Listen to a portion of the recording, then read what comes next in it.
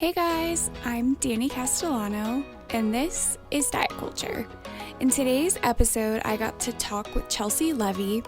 Chelsea is a certified intuitive eating counselor. She earned her Master of Science degree from Hunter College and completed her dietetic internship at the City of New York School of Public Health in New York City. Chelsea is committed to utilizing health at every size, or HAES, principles in her approach to nutrition therapy. She works with individuals struggling with disordered eating and eating disorders, with a focus on weight-inclusive medical nutrition therapy, body image healing, and intuitive eating. Chelsea also has special interests in treating individuals with diabetes, in larger bodies, and who identify as transgender or non-binary. She believes it is vital to provide care relevant to an individual's culture, ethnicity, and overall identities. Chelsea hosts a collaborative space for the exploration of food and body healing through creativity and compassion. We chatted about how to advocate for not seeing your weight at the doctors, how to find safe providers, incorporating breathwork into eating disorder care, body neutrality for people in marginalized bodies, how providers within privilege can advocate for all body sizes, why using the term obesity, quote unquote, is harmful, and much more. I super love chatting with Chelsea, and I can't wait for you guys to listen to this episode.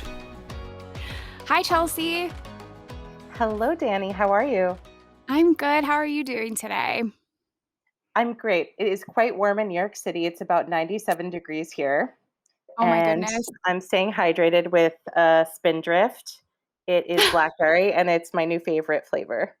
Ooh, nice. Yeah. It's in Denver, it's pouring down rain right now, so it's cooled off quite a bit, but we've had a lot of 90-degree days recently here too.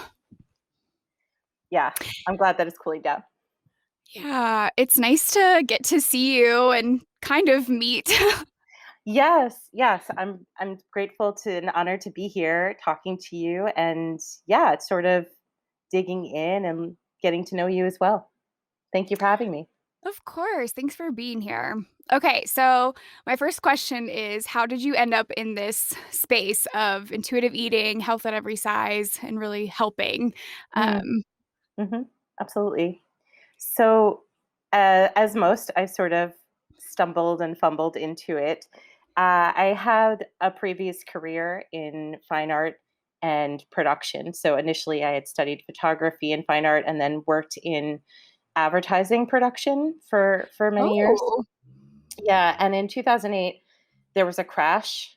And I noticed pretty quickly that I wanted to switch gears in careers. And I wanted to go into healthcare and went back into my prereqs. And while I was doing that, I, like many others, was chronically dieting because I am, for those of you out there who don't see me and don't know of my work, I am a fat clinician.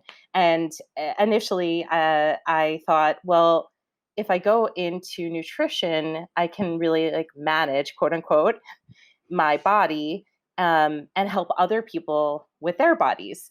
And I have a family member with an eating disorder, and she told me about intuitive eating because she had been exposed to it through that portal, through a haze and okay. intuitive. Yeah. And so I went to see my own dietitian and sort of on a last leg of trying just another diet before hitting that rock bottom. And within 3 sessions, I was sold on intuitive eating. So that was the year before I started my master's in dietetics. And so I went into the program knowing about intuitive eating and HAES, which I think is less common. Yeah, for sure. So that was tough because, as you know, it's incredibly weight stigmatizing space. Yeah. And yeah, I had one other peer in my cohort of 27 that came into it with the purpose of going into intuitive eating and HAES as a clinician. Okay. And so basically, we connected quite deeply and tried to present on as many qualitative projects as we could on HAES and intuitive eating where possible. How was And that received? yeah, a lot of quizzical remarks from professors and my peers, and As somebody in a larger body, I definitely took a backseat sometimes to pushing as hard to advocate because it was definitely not a safe space to do so, being Yeah. outnumbered. But I did have Yeah. one peer who is in a straight sized body and had that thin privilege and power to really bolster herself up a little bit more. And so we teamed up as much as we could to present. But I definitely, was picking and choosing what I could really push at to protect my own sort of energy. Yeah. Yeah. So I'm obviously that is like really shitty to hear that that is your experience. I'm glad somebody was also in that frame of mind to help support you so that you didn't have to be alone and was able to use their voice too to speak up. mm, Um, as like atrocious as it is to think that that's kind of where we lie with that kind of thing.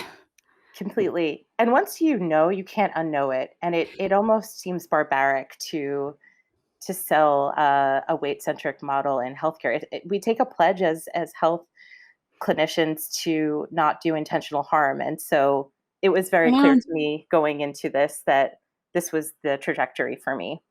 Yeah. Well, I'm glad Mhm. that you connected at the right time with that RD who was able to sell you on intuitive eating. That's so great. It was wonderful. I'm so grateful for those clinicians out there who are open to talking to folks who are so ambivalent Mhm. because it might be that last sort of straw for them and they could be swayed. Yeah, absolutely. I think that's an important thing for people to hear, Mhm. especially RDs who are I was having a conversation recently about that of how terrified I was when I started to have those conversations with people of like dieting just isn't going to work anymore and like let's look at something else, but how scary that is because it's the minority of what dietitians typically give and just like worrying people would run away. So Mhm. I'm glad that person had the like confidence to talk to you about that so quickly. Yeah, yeah, I think it's really important that we hold space for, again, Mhm. for folks who are ambivalent, who still feel inclined to weigh themselves, but are sort of ready to talk about making a shift. That is a perfect contemplative state to take that sort of Yeah. right turn off of the weight centric road. Yeah, absolutely. I feel like that's a good plug to make for dietitians who are holding that space and for anyone who's kind of wondering what a dietitian can do for you. If someone is like trying to convince you one way or the other to do something, that's probably a red flag because really our job is to hold space and offer information so that you can make your own decisions, but informed with like information that isn't solely fat phobic like we get from the majority of providers. Completely. Yeah, holding space that can be person centered, as we're taught in that modality of motivational interviewing, meeting Yeah. people where they are, uh, with a side of unethical options. Yeah.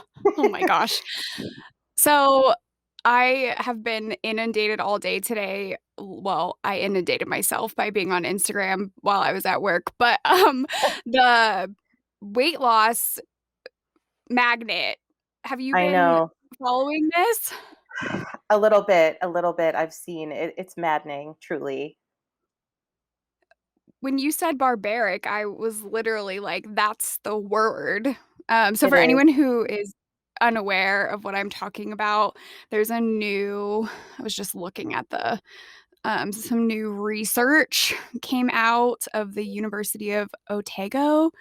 And they created this magnet that clamps your teeth, your back teeth together to prevent you from being able to eat solid foods so that you are restricted to a liquid diet and therefore um, losing weight rapidly, which is problematic in so many ways. We don't have to spend the whole episode talking about that, but I just was like, this is so, Yeah, I haven't seen the research yet. I did see a little bit on social media of the sort of haze discourse back to it. And yeah, it's mm-hmm. mortifying. It's just terrifying to see that this is yet another quote unquote option for people. I know. And it's coming out of our medical system. Yeah. I don't even think that really we can call it research because I just saw the number of people that were in their study, quote unquote, and it was a really low number. Let me see Wow. if I can find that super quick. Yeah, Um, absolutely. where the heck did I just read that? Um, but yeah, certainly it's like it was a one and done kind of thing for 2 weeks, 2 weeks. mind you. So, definitely not legitimate research, but they found that they lost a certain amount of weight, yada yada. So that's enough for people to Some water weight. unfortunately buy in. Ugh, that is maddening. 7 volunteers. 7 volunteers in 2 weeks. Mhm. Who published this? These that university, Okay. Mm, New Zealand and UK researchers. So, yeah. so much fun. A question I like to ask people are about their pet peeves, with diet culture. I feel like this is a perfect time to segue Yeah, into I that. was thinking that exact thought. Yes, this is a pet peeve. Yeah, I think right now working with eating disorders in an outpatient setting, my biggest pet peeve is when um, I speak with like other multidisciplinary team members who are weight centric and don't screen for eating disorders or have the education, and then they go and tell the weight to one of my patients Mm, when I've asked them not to. That is my biggest pet peeve as I'm trying to focus on harm reduction and yeah, getting them to get the care that is necessary. Um, I love this work. Being in that space of a multidisciplinary team in behavioral health is really gratifying. But there's those limitations where I'm working with people who are weight centric and unknowingly, when I think I've prevented some harm to happen, it occurs. So that's my biggest pet peeve in terms of working in this space. In terms of just generally in diet culture, I would say diet talk, especially in yeah, workspaces, like this way of finding connection that's meaningful. I'm making air quotes. I'll probably be yeah, doing that a lot today. um, yeah, that we can't seem to find ways as a culture to connect without sort of within a oppressive system to control ourselves. It's really sad, and it that is my is. pet peeve in diet culture. Yeah. What do you typically find your go-to when you get, like, I don't even wanna say caught up because I know you're not engaging in it, but, like, you find yourself in a situation where that's become the topic of conversation is, Mm, like, the dieting and weight loss and just that typical bonding thing that happens. yeah, it's interesting because I am pretty outspoken about where I stand. Most of my peers know this and wouldn't bring it into my space. But if I Oh, enter that's one, good. yeah, I'm very grateful. I try to teach my clients this, that you can create a space for yourself with Mhm. boundaries that is safer, and I feel that. Um, but yeah, I think it's about sometimes like, do I want to engage and create a boundary, or is walking away the boundary? And it really depends on how much energy I have. Um, July 4th is coming up. I'm going to be with family. Will I say something if somebody comments on their body? Probably not, because I can't walk. I'm not going to walk out and leave. I'm going to enjoy my day. Right. And yeah, so I think it doesn't have to have one look or one way, and that's the beauty of boundaries, is we can decide when we want to engage and when we don't. Yeah, I think that's a helpful reminder to hear, because I think there's so much pressure to always, like, have this consistent way that we show up. If this is how you feel, like, you have to do it this way, and there's just so much pressure from that, so I love that you said that it doesn't have to look one way. We can really show up authentically in the moment as we need to best, like, protect ourselves and, our space. Completely. Absolutely. I think it really resonates with intuitive eating. For me in yoga, like connecting to alignment of what where my value system is, where my energy is, what my needs are. Um, yeah, medicine and dietetics outside of the haze and intuitive eating space definitely present in sort of a perfectionistic type A drive of doing versus Yeah, being. for And sure. when I'm thinking about healing, I'm thinking about being and Mm-hmm. less doing. So I can hear what's happening, so I can respond to it. Yeah, because there's so much pressure in that space too on needing to take an action because we feel uncomfortable rather than trying to come back to what are we actually experiencing? What do we actually need? It's like, oh, nope, I need to go on a juice cleanse and that's going to fix everything kind of thing. So cultural. Yeah, the doing, the act of uh habituating into it. Yeah. What's your pet peeve? Oh my goodness. I feel like it changes. Like day to Mhm. day, I see something and it just sparks like rage in me because I just hate diet culture so much. Mm. Oh my goodness. I feel like one that has been coming to my mind a lot lately are just like the little tiny remarks that are everywhere. Like I don't use TikTok, but I do scroll through Reels, mostly hoping to see videos of dogs and funny videos, but there will just be these like side comments or even just flipping through my friends' stories, things of like just reinforcing that things have to look a certain way or that you're failing if you're not doing a certain thing with movement or with your nutrition. And I think people do it because it's so ingrained in us. A lot of times it's like supposed to be funny.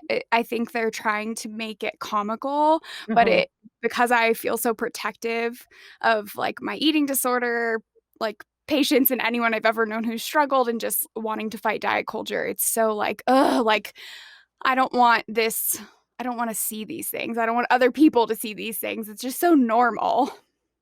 It is really, really frustrating when they hit when we've created a bubble of sort of this harmony and we Yeah. go, "Oh god, why are you here? Well, what is Yeah. this? Go away." Yeah. It's really it's gross and I've I feel like I've struggled a little bit with just finding my voice in that Mm. in just like in general cuz over the past gosh, I don't know how many months I've really shifted.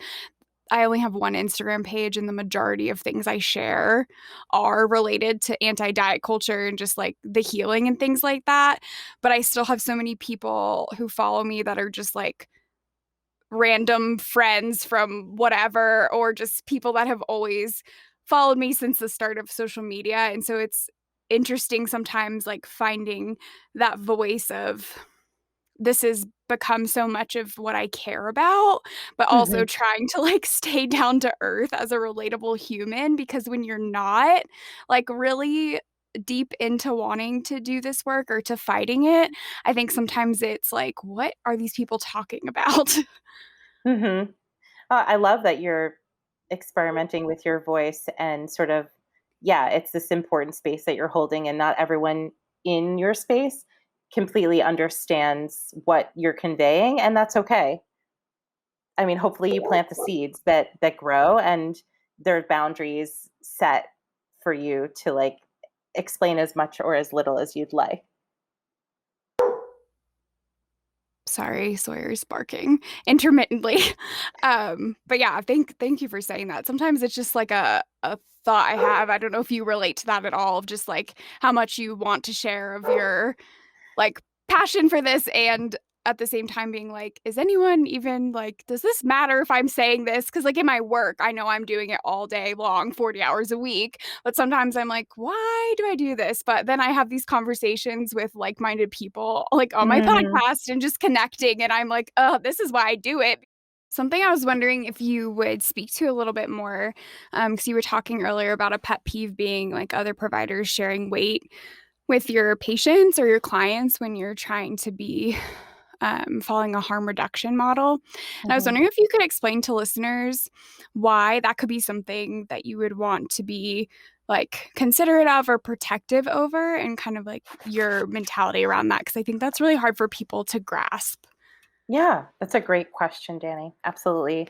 So, when working with eating disorders, and frankly, I believe with anyone, there's really no reason to see the weight. I mean, maybe if you're getting anesthesia, that would be a rare example. But other than that, we don't really need it, particularly in dietetics, to measure like markers of health. There are many like outcomes that we can measure, and so when we're working with folks who are healing their relationship with food and body, with whether it's an acute eating disorder or chronic or disordered eating, aka dieting and working on Mm-hmm. intuitive eating, then when working with eating disorders, whether it's chronic or acute or, yeah, in a hospital setting or outpatient setting, uh, ideally, it's best to work with people, with patients with this illness in a weight neutral capacity where they don't see the number and there's no sort of compensatory behavior around the food and the movement, and the healing can really be focused on the nourishment and focusing on the healing. A lot of times, as you know too well, eating disorders stem from trauma, and so there's a lot of work to be done, and that number is a big distraction that's external, and really reconnecting to the biological needs and psychological needs of the body. uh, it's ideal to focus on the other markers. So we can check the blood pressure of a patient, and we can make sure their pulse is okay, right? And make sure that they're moving their bowels regularly and getting their nourishment in, and monitoring, if it's more acute, other biomarkers. But those related to weight can cause a lot of distress for the patient. And so I, as an outpatient clinician, like advocate to have that neutral. Sometimes in higher level of care, it's a blind weight, as you know, Mm-hmm. the term. So that for those out there who don't know, it's when a patient steps on a scale without seeing the number. And other eating disorder care facilities have the patient see it. And so yeah, that's sort of out of our control. But when we're sending someone to, I don't know, an endocrinologist, for example, I'm really hoping that number is not seen. That Yeah. yeah. So I hope that's helpful to sort of folks out there. It's something that we don't really need to know to measure someone's health and have harm reduction. Yeah, I think we use the word health like as a synonym for weight, Hmm. and it's hard to take a step back and think about what other indicators of our health could be. Because I've had so many conversations of people like, my weight is too high, I'm unhealthy. And I'm like, well, what do your labs say? Do you have Hmm. any illness? Like, are you unhealthy? And Hmm. I've been told no so many times. And it's like, well, Where is this coming from? like, that's because our society is fat phobic. This isn't real. You're not unhealthy if you're not unhealthy. Completely. And you expect it from diet culture, from cosmetics and clothing and fashion and advertisers across the board. But when it comes to medicine, I expect better, even though it's coined into the medical system, and that's where it gets really messy. So that's why it's my pet peeve when I have Yeah. to navigate those conversations and hope that my clients don't see those numbers.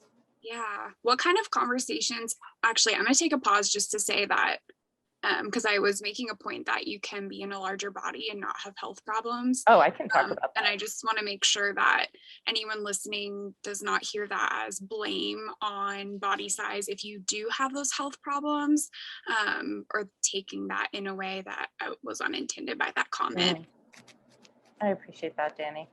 It's really thoughtful to name that. Um, but what I was gonna ask was, what kind of conversations do you have, and like advice do you give for patients who are going to see providers? Because inevitably there will be scales. Like, how do you kind of navigate that with people who are trying to steer away from that and feel like that's helpful? Yeah. So similarly to what I was talking about before with my own boundaries about what I'll talk about in weight stigmatizing care, or like working with family and friends and peers, and sort of, yeah, just naming those boundaries. It's similar in medicine. And so I might say to my clients, hey, do you want to advocate for yourself? I can give you some language to use or something to write down or share online cards that exist. Depending on sort of where they are feeling motivated.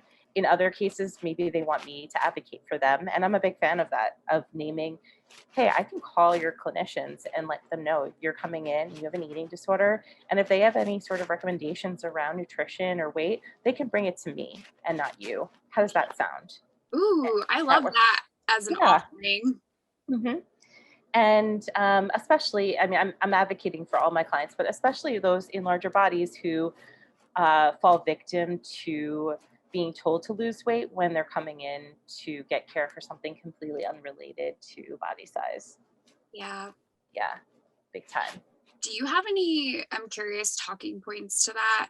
I've started to see some of the, interestingly enough, some of the like television shows that I watch that are very much trying to make points about things that are like currently going on that are social Mm. justice problems. hmm Um, are starting to address things like that, not as much about weight, but even about like um, unfair treatment in the medical field based on skin color. Mm. And I was watching A Million Little Things. I don't know if you've ever tuned into that show. I haven't, but I'll have to check it out. It's pretty intense, but it's so good. But there was a recent episode where one of the characters who's Black was concerned that she had a concussion or something more serious than that after an incident that had happened. And the doctor basically told her nothing was wrong with her. And despite her being like having waited to go and all these things, and her mom is white in the show. And she was like, I need you to document that you're not going to do anything to help my daughter who just asked for further testing. And then the doctor like did the testing Uh-huh. because there was like there would be evidence if there was something wrong with her that she asked for help and they denied that.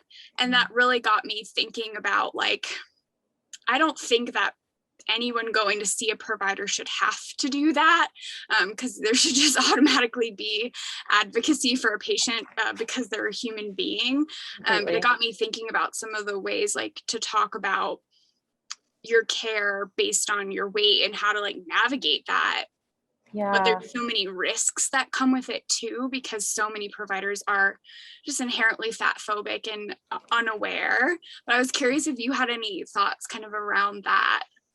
Yeah. I mean, I'm always a big fan, as I said, being person centered as dietitians and motivational interviewing being sort of part of the training in dietetics. Um, if somebody feels fiery for that and wants to have a social justice edge for themselves, I want to give them the tools and talking to points, and that can be quite individual in Sure. language that's meaningful to them. So it's sort of going through the narrative with them about what's important to them to bring and writing things down and maybe having some evidence even if they're feeling like they want to go that far. You Yeah. know, here's some evidence based articles, and I'm wondering sort of like what a doctor has to say in response to me wanting to know why you would want to find out about yeah, like why I need weight loss when I came here to, I don't know, discuss my GI tract or like, you know, I don't know, check my thyroid, and maybe it has something related to my size, but not something I'm in control of. So why are we telling somebody to do so? So yeah, giving people the tools to sort of have those conversations. A lot of people are really overwhelmed by that. And I also want to give them the space and honor that to say, hey, that's not your job. You shouldn't have to be going through this. And this is why so many folks that are in larger bodies don't go to the doctor, as we see in statistics. So I want to create safe spaces. So if it means I'm advocating for them, or a therapist is advocating for them to the PCP, who might be weight centric, I'm all for it. So it really just depends on what those needs are. And again, it's all like style, right? If somebody might have more of a need to express their anger and frustration, and other people are softer about it. So honoring that language, I think language is really important. Yeah, absolutely. I love that. Do you typically, I'm sure you have like a network of people that you've gotten to know like within your area to refer people to who are Yeah. safe providers. Yes. Have you ever referred anyone to use the Hayes like search index from Directory? Yeah, absolutely. Yeah, it's definitely not as extensive as I'd like it to be, but it's certainly a go-to place. Um, I tend to like to work with people I know if I'm going to refer them. Or yeah, I certainly refer to the directory, but I don't really necessarily pinpoint any one person if I don't know them. So it's sort of a trial and error of recommendations, referrals, and yeah, navigating where people advertise as Hayes, which isn't always meaning that they are actually fully Hayes. No. Have you encountered that?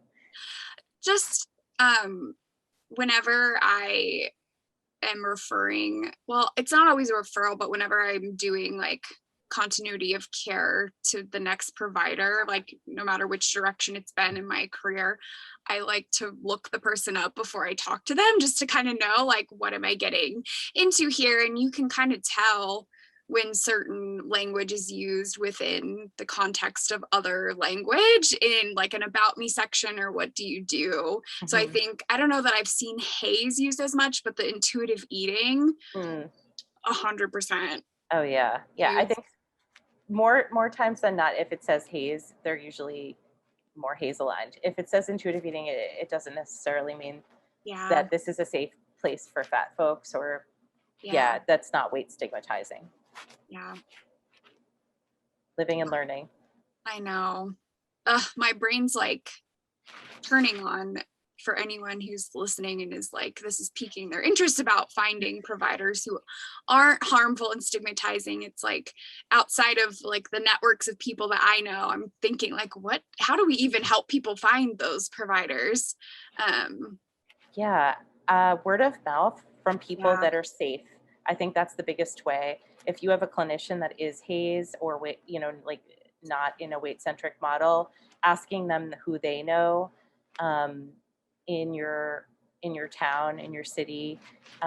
Nowadays, since the pandemic, a lot of people have gone virtual, and so there's a lot more access across state lines, depending on if there's accessibility between the states.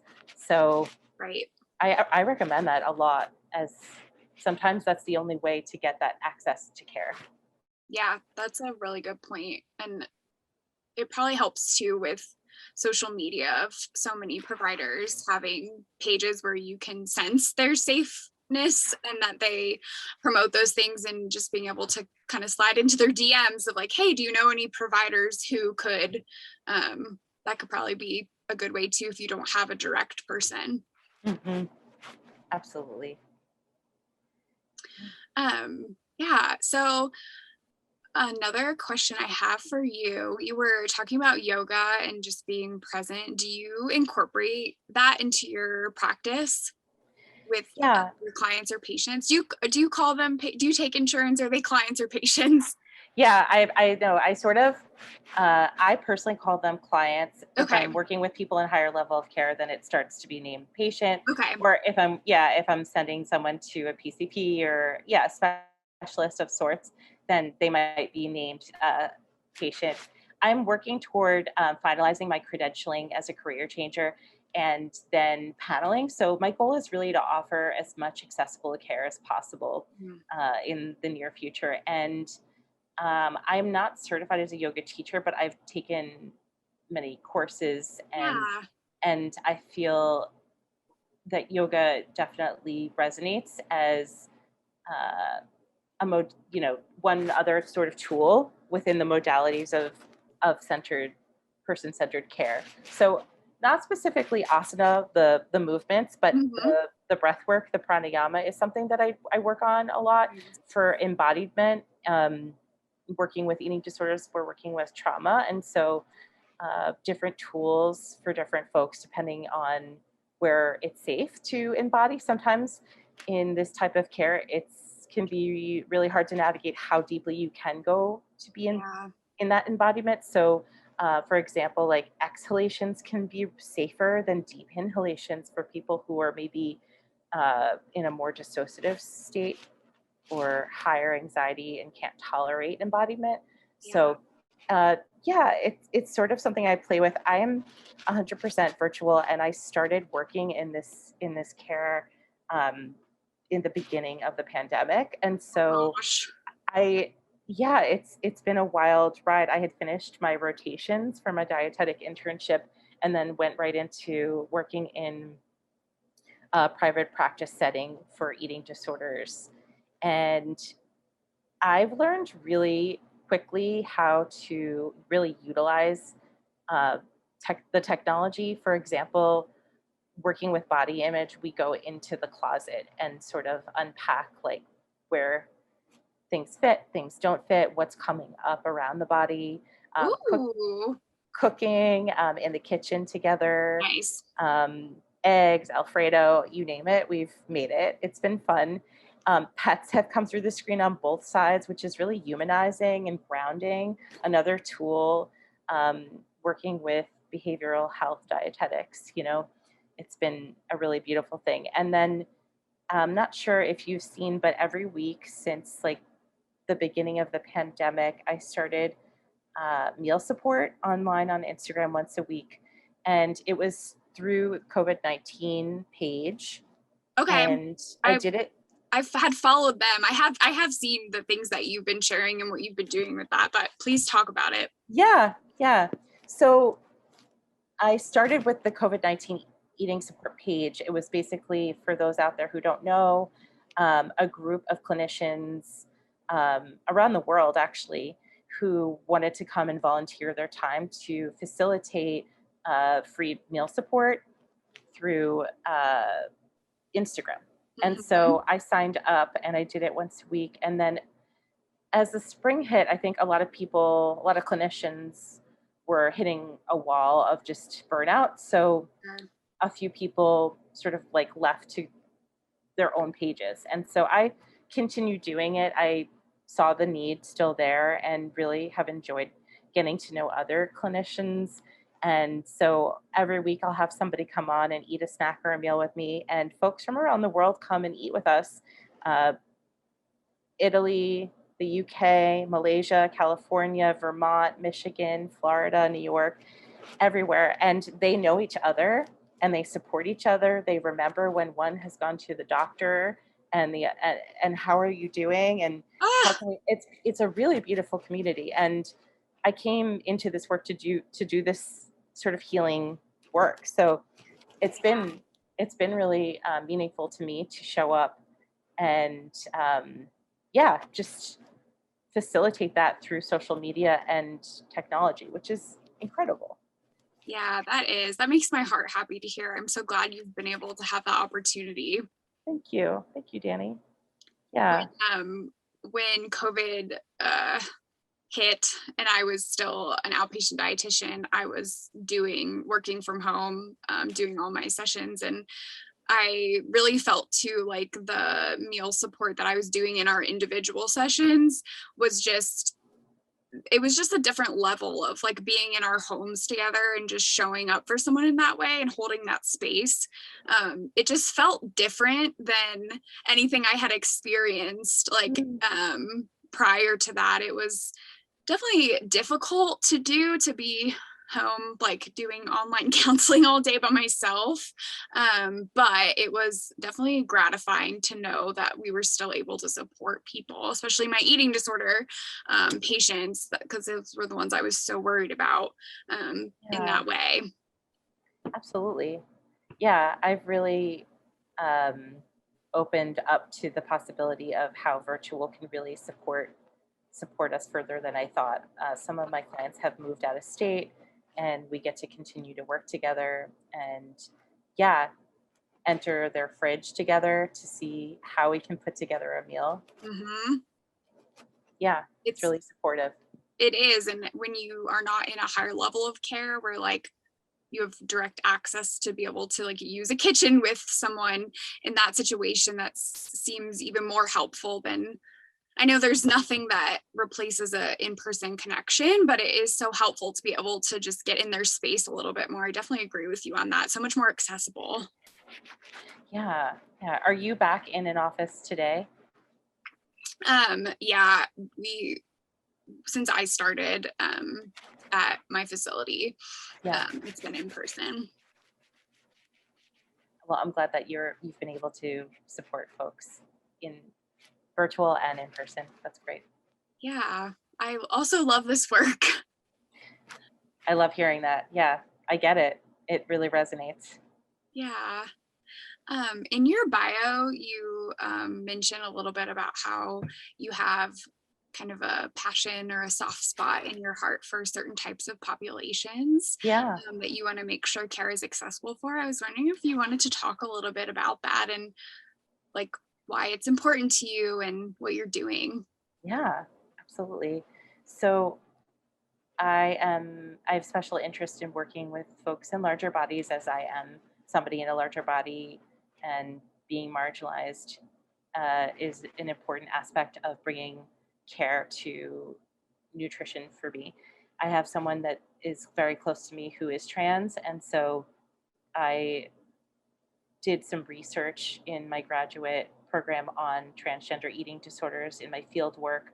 It's a intersection that you may have seen in person or through some research that uh, you know eating disorders are quite common and high in the population, and so uh, these were two sort of natural navigations for me that were intersecting, and that's where my heart and care is. So I work with folks with eating disorders and that are transgender on dysphoria, dysmorphia, so deep sort of body image work, and um, it comes from a place of compassion from my own lived experience as someone marginalized, Yeah. but just a different population, but also the intersection of how fat phobic, you know, it sort of gender roles become Yeah.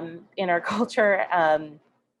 So, so yeah, what I like to say around that is I really am coming from, so like we are both in a space of body positivity. However, I'm sort of using different language I'm naming it as body neutrality, body respect, because Yeah. for folks that are trans, body positivity may not be an access point. The healing may start with neutrality until maybe there's access to gender affirming care. So that seems to be just have more efficacy, and so I use that language across the board. Yeah. uh, you know Body neutrality, body respect. You don't have to like your body. You don't have to like a body part to take care of it. You don't have to like your teeth to brush them. You don't have to like your feet to put Ooh. on your socks. You don't have to like your tummy to feed yourself. So these are the places from my heart that I bring into this population.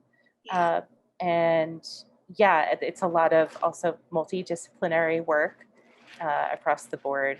And let's see, I also would like to get into more care with diabetes. It's something that I currently offer and certainly am trained in.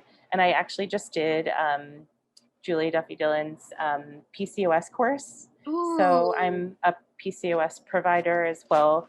And so I'm interested in working with the endocrine system across the Yeah. board, because there seems to be a lot of weight stigmatizing language and care from doctors within that space, especially. So to me, like trans, larger bodies, diabetes, PCOS all sort of intersect that endocrine Yeah. system for me, and the weight stigmatizing care. So that's sort of my perspective on it. And for some reason, it's just all the commercials on TV here in America for diabetes are all about weight loss, and it's just, I don't know, it's become like the most weight stigmatizing disease I've seen out there. And so I don't have a specific like reason for going into it other than to create a safer space. Like Yeah. you don't have to give up bread. Like it's not your fault. There's a lot of reasons why glucose is altered. And so, like I have the technical skills to provide safer care. So it's a niche that I look forward to offering people who are navigating unsafe spaces. Yeah. That's so Yeah. beautiful. It's such a needed niche like that. Like you said, all of those people in those populations receiving such stigmatizing care. Yeah, completely. To me, it's marginalization across the board, Yeah. and I want to be there to support folks in any way I can around body image and nutrition. Yeah. That is so Yeah, lovely. thank you. Do you have any resources or suggestions, maybe for clinicians who are wanting to know more about how to be more like inclusive and understanding and not so stigmatizing around some of those things that you just mentioned? I know we just covered kind of a lot, so. For other clinicians, like specifically for nutritionists, or like all clinicians, or You could narrow in nutrition. My questions, Chelsea, they tend to be very broad. yeah, I mean, when I'm thinking about like our field in particular, um, I happen to see, at least in my peers from grad school, folks who are in weight centric models. It's like they don't want to be talking about weight loss either. They want to get to the point of focusing on the behaviors anyway. Yeah. And so I try to remind them about that. Like, but like, look at the weight cycling, look at the statistics. Like, let's focus on what we can change. Let's focus on where there is motivation. Where's the entry point of motivation, and where is their harm reduction? Yeah. Where do they intersect, and how can we be impactful? I don't think anybody really wants to do any harm. We all go into this field to help people, Yeah. and yet such a big percentage of our um, peers in dietetics are doing active harm. So yeah, I try to talk about harm reduction. And in terms of um, other fields, I mean, any therapist who's willing to hear about it, working in behavioral health with nutrition. So we're working with psychiatrists and therapists. I'm always like happy to send literature to them, and yeah, focusing on where there's motivation to make healthy outcomes for folks who want sort of harm reduction in their care for an eating disorder. Yeah. If it's more specific to like maybe chronic dieting and MNT, then I'm also sort of same, like, where's the harm reduction? Like, can we focus not on the number, but Yeah. on this instead of like the sort of battle? And I also, yeah, just sort of name, hey, like, this isn't a safe space to talk about weight. Like, this person has an eating disorder. For some clinicians, that's enough, Hmm.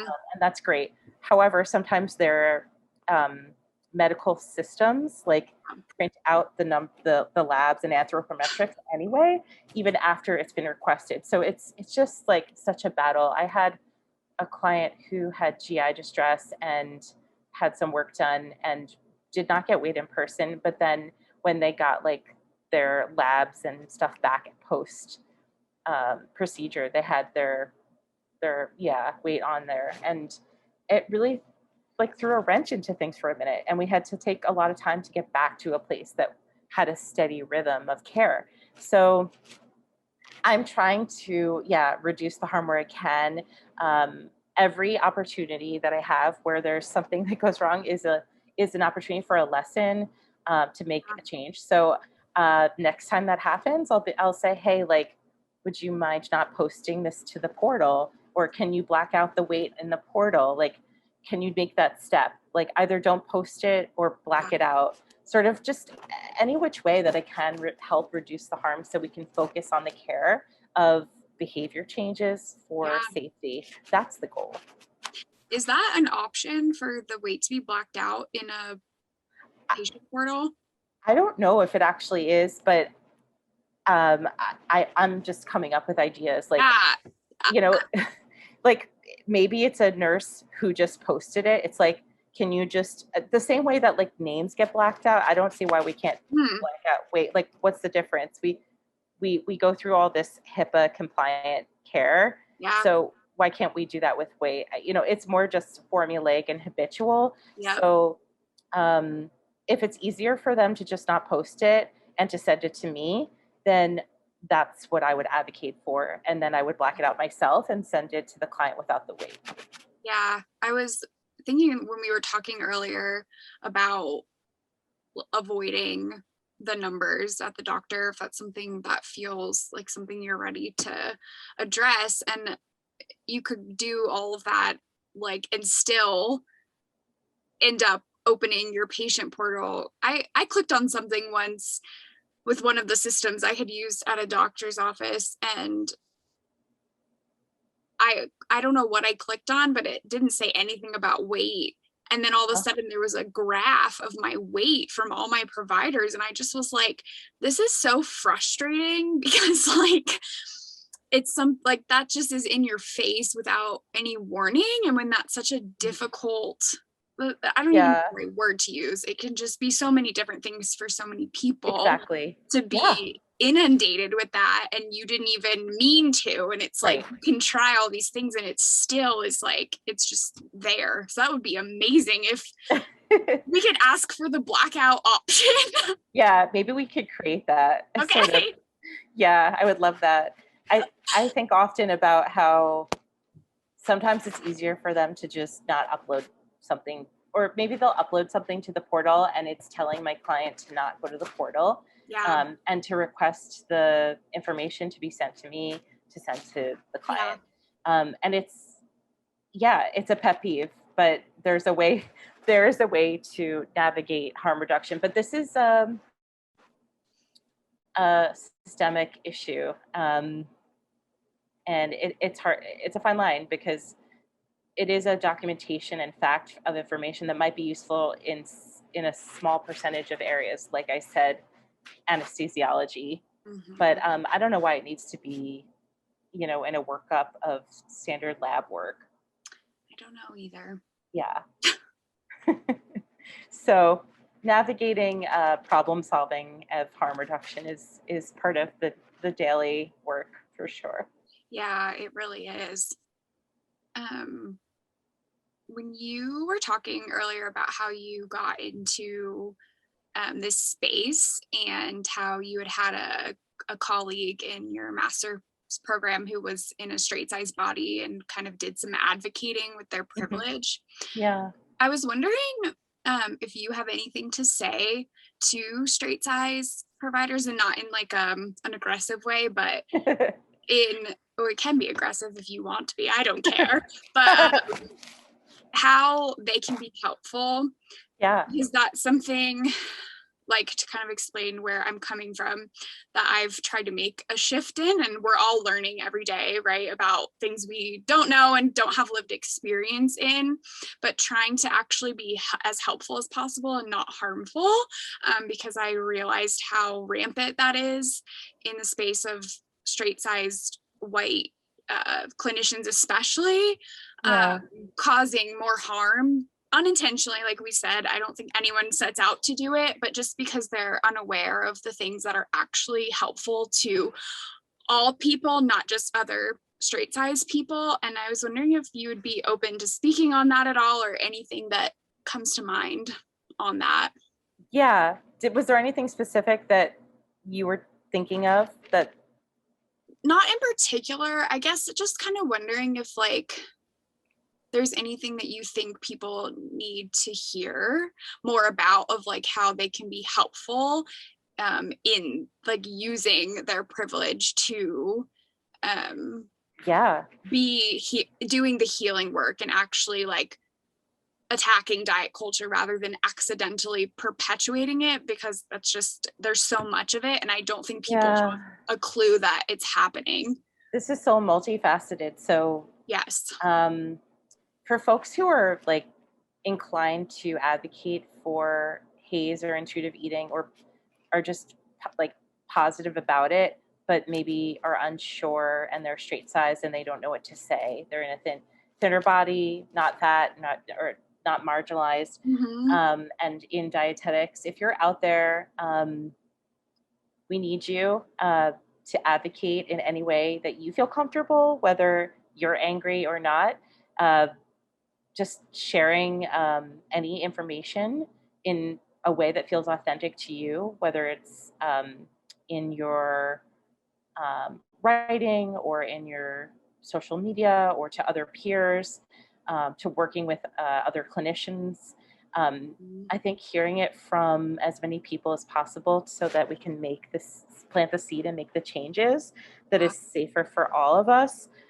It would prevent as many eating disorders and just overall disordered eating relationships with individuals. And yeah, I think as somebody with lived experience, I think, you know, it's it takes a lot of navigation to advocate for this work sometimes when your own body is being attacked, that you are like a walking disease. It can be really painful and just draining.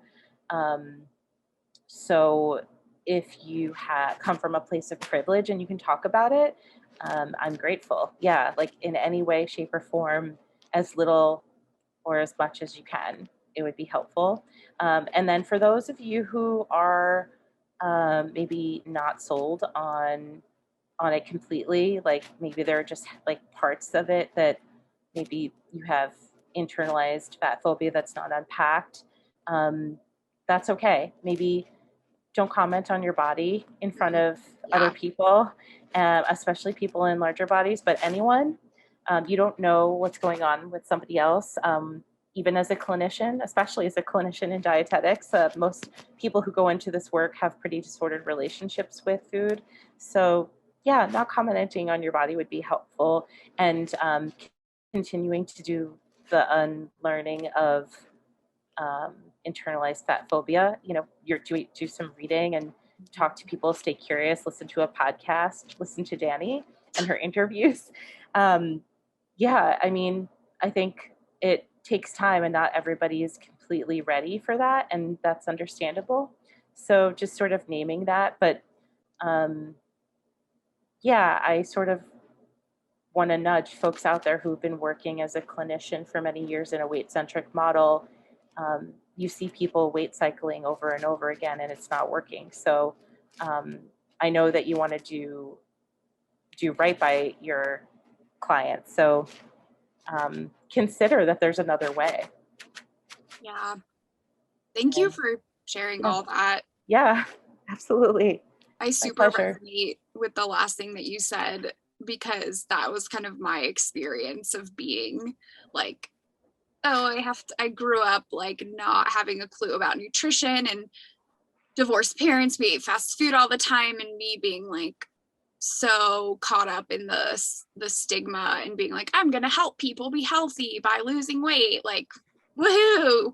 And like almost immediately getting slapped in the face with like, this isn't reality and people are hurting themselves and they're not okay, and what you're doing is not okay.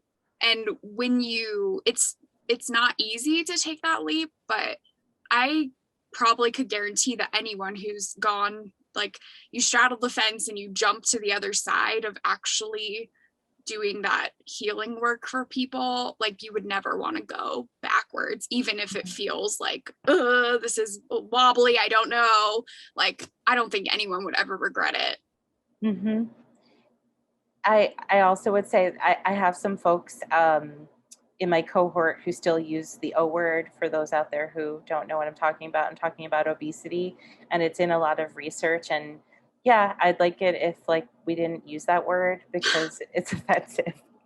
So if you're out there listening and you're a dietitian in a straight sized body, please don't use the word obesity anymore. Thanks. Can I ask you to elaborate on why that's offensive? Yeah, I mean, there's so many reasons, but I know. I just there's so many people I know could benefit, but if it's okay Yeah, if you don't. no, I mean, the biggest one is just assuming that because somebody is in a larger body that they're diseased is so problematic and just actually not factual. You can't tell by looking at somebody how their health is. So using this word is just actually inaccurate. So that would be the first one. I forget what the exact definition of it is, but I believe it's pretty negative, and I think it's like pretty much an attack on people in larger bodies. Yeah. So, uh, I don't know. Let's see. Just Googling it. Do you feel gross Googling that word? Yeah, a little bit.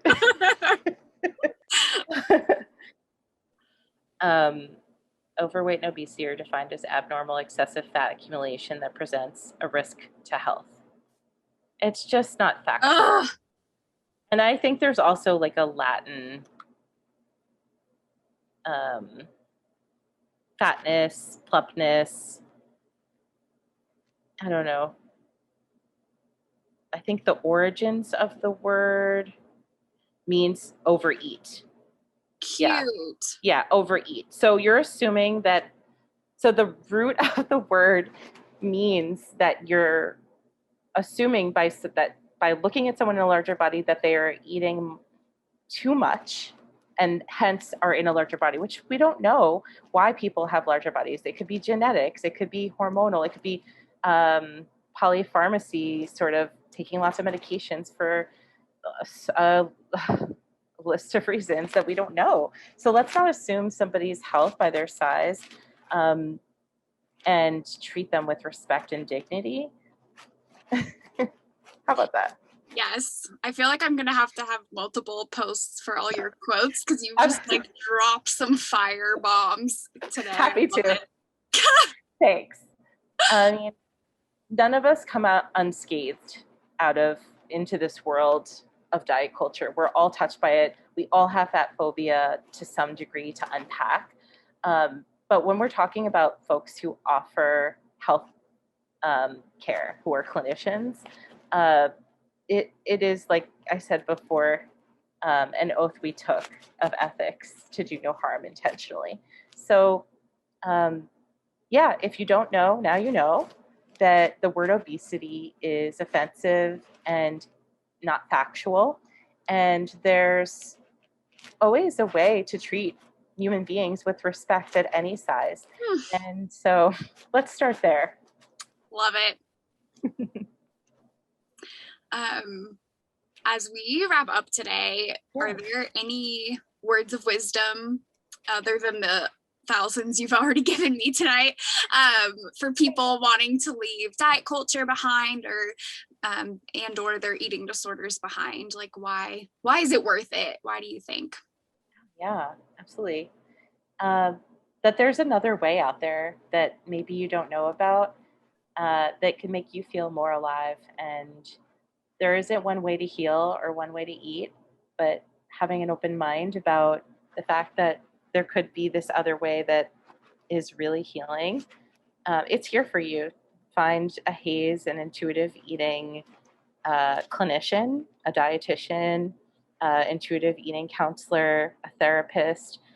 There are a growing amount of other specialty care offerings out there that are safe for people in larger bodies, but also people in marginalized bodies or people in straight sized bodies that don't feel safe in their body because we live in such a disordered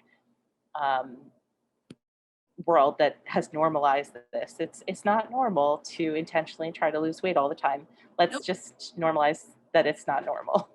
And just that there's another space for you out there if you're interested in trying it. And I welcome you even if you're not fully sold. Yeah. I just want to tell you that I just like my soul is filled with this from this conversation. I just have such good vibes right now. Thank you for taking the time and dealing with our technical issues. It was a pleasure. It was really nice to see your face. Like I said, I love meeting new clinicians who are Haze forward. I look forward to meeting you in person and staying in Yes, touch and all of that jazz. So thank you. absolutely. Thank you, Chelsea. Thank you for listening. Diet Culture is co-produced by myself and my brother, Nick Lewis. You can keep up with what's going on with Diet Culture on my Instagram page at Dietitian Dani Cast. If you prefer to watch rather than just listen, check us out on YouTube, and we always love ratings and reviews if you haven't done so already. Thank you so much for your support, and can't wait to talk to you next week.